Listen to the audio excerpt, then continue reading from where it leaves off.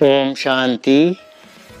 किसी ने प्रश्न पूछा कि ज्ञान में आने और तन से समर्पित होने के बाद जो परस्पर संबंधों में कटुता आ जाती है, जिससे व्यवहार आदि में विकृति आ जाती है, जिससे आत्मा को दुख होता है, तो उनसे मुक्त होने के साधन क्या है?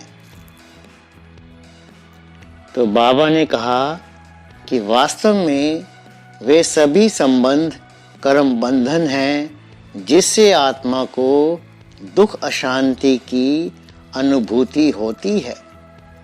इसलिए ज्ञान में आने के बाद भी ऐसे संबंध कर्म बंधन ही हैं।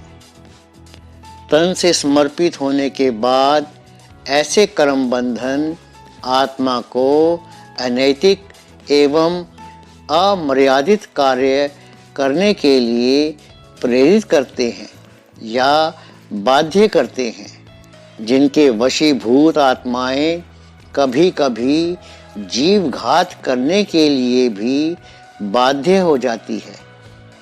परंतु यथार्थ ज्ञानी आत्मा का क्या कर्तव्य है, यह विचारणीय है।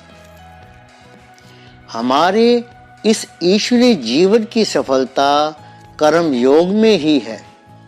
इसलिए यथार्थ ज्ञानी आत्मा को पूर्व जन्मों के कर्मों के फल स्वरूप कर्म बंधनों से प्राप्त होने वाली मानसिक या शारीरिक वेदना को सहन करते भी विचलित नहीं होना चाहिए।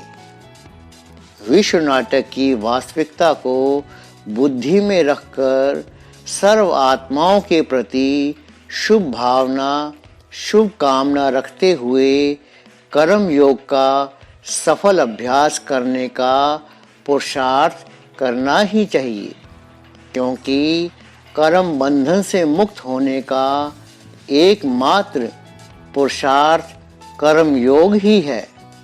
उसके अभ्यास से ही आत्मा को यथार्थ रीति कर्म बंधन से मुक्ति मिल सकती है और भविष्य के लिए श्रेष्ठ कर्म संबंध स्थापित हो सकते हैं।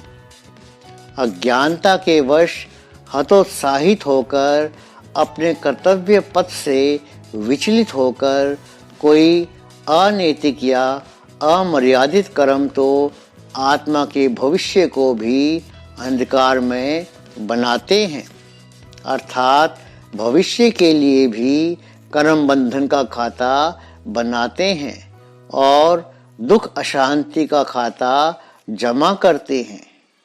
विश्व नाटक का अनादि अविनाशी अटल सिद्धांत है कि जीव आत्मा अपना आप ही मित्र है और आप ही अपना शत्रु है। दूसरे तो केवल निमित्त कारण हैं। इसलिए यथार्थ ज्ञान की धारणा और कर्म योग का अभ्यास ही कर्म बंधन से मुक्त होने का एकमात्र साधन और साधना है।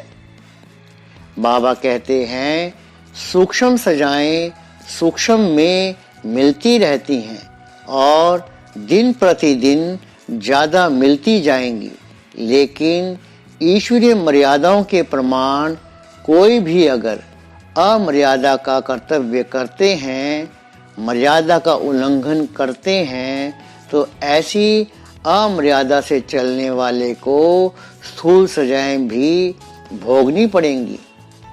बाबा कहते हैं, चोरी की उसका 100 गुना दंड हो ही जाता है। बाप जानकर क्या करेंगे? ईश्वर का बच्चा बनकर फिर चोरी करना, शिव बाबा जिनसे इतना वर्षा मिलता है उनके भंडारे की चोरी करता है, यह तो बहुत बड़ा पाप है।